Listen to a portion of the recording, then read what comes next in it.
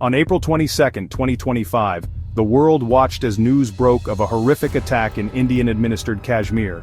Gunmen unleashed a wave of terror, leaving over 24 lives brutally cut short. The attack sent shockwaves through India, evoking outrage and grief, and ignited a dangerous escalation between India and Pakistan. India accused Pakistan-based militant groups, while Pakistan denied these allegations. The disputed region of Kashmir has been a flashpoint since the partition of British India. The attack threatened to push the two nuclear-armed neighbors closer to war. The people of Kashmir have endured decades of violence and uncertainty. The attack served as a stark reminder of their suffering and the need for peace. In the aftermath of the April 22 attack, India, fueled by public outrage, decided to respond with force. On May 7, 2025, India launched Operation Sindoor, a series of airstrikes targeting what it claimed were terrorist training camps in Pakistan-administered Kashmir. The Indian government asserted that the strikes were precise and targeted only terrorist facilities, minimizing civilian casualties. Pakistan, however, disputed these claims, stating that the strikes resulted in civilian casualties and caused significant damage to civilian infrastructure. The international community expressed deep concern over the escalation of violence, urging both sides to exercise restraint. Operation Sindoor marked a significant escalation in the conflict, pushing the two nuclear-armed neighbors closer to the brink. The use of airstrikes, a departure from previous skirmishes, raised fears of a wider conflict.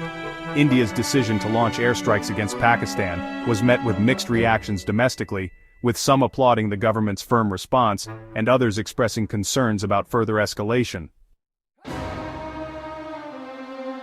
Pakistan, refusing to be cowed by India's show of force, swiftly retaliated against Operation Sindoor. The Pakistani military launched a counter-offensive, shelling Indian military positions along the line of control and targeting Indian military assets with drone strikes. The conflict witnessed the increasing use of unmanned aerial vehicles, commonly known as drones, by both countries. India deployed suicide kamikaze drones, targeting Pakistani military installations and personnel. Pakistan responded in kind, using drones to strike Indian military targets. The use of drones added a new dimension to the conflict, expanding the battlefield and increasing the risk of unintended consequences. The increasing reliance on drone warfare raised concerns about the potential for collateral damage and civilian casualties. The escalation of drone warfare in the India-Pakistan conflict underscored the need for international norms and regulations governing the use of these lethal technologies. The India-Pakistan conflict served as a stark reminder of the potential for drone technology to escalate conflicts and the urgent need for international cooperation to mitigate these risks. Section 4. Media Frenzy and the Surge of Nationalism. The escalation of the conflict between India and Pakistan was amplified by a media frenzy on both sides.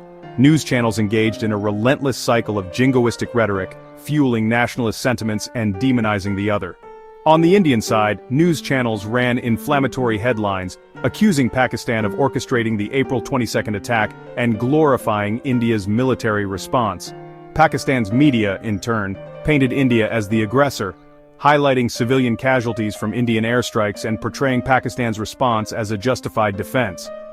The media on both sides often resorted to unverified information and emotional appeals, further exacerbating tensions. Nationalist sentiments surged on both sides with calls for retribution and displays of military might. The media's role in fueling this nationalist fervor raised concerns about the potential for further escalation and the erosion of space for dialogue and peace-building. The conflict underscored the need for media outlets to prioritize factual reporting, avoid inflammatory language, and promote peace and understanding. Section 5. Kashmir, the epicenter of discord. At the heart of the India-Pakistan conflict lies the disputed region of Kashmir, a land of breathtaking beauty scarred by decades of violence. Both India and Pakistan claim Kashmir, but each controls only a part of it. The people of Kashmir have endured decades of violence, militarization, and human rights abuses. Numerous uprisings against Indian rule have been fueled by demands for self-determination. Pakistan has been accused of supporting separatist movements. The 2019 revocation of Jammu and Kashmir's special status by India exacerbated tensions. The move was met with widespread protests and a crackdown by Indian security forces.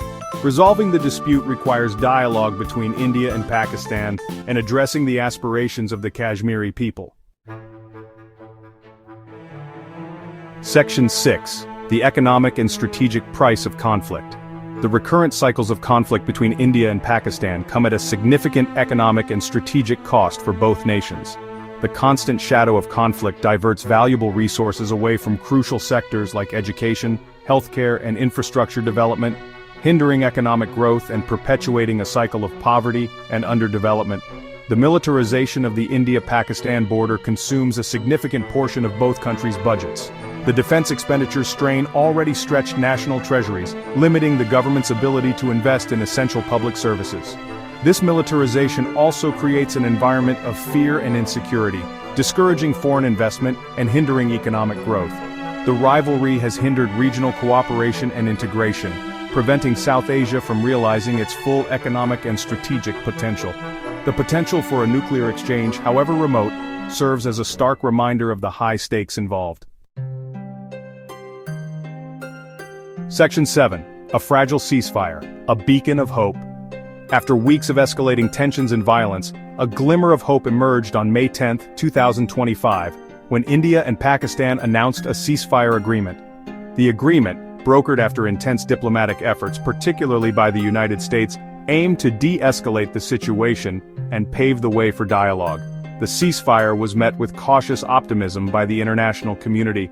World leaders welcomed the agreement, urging both sides to adhere to the ceasefire and engage in meaningful dialogue to address the underlying issues driving the conflict.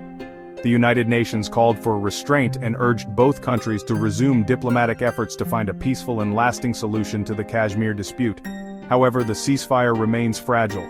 Previous ceasefire agreements between India and Pakistan have often been violated, and deep mistrust persists between the two countries.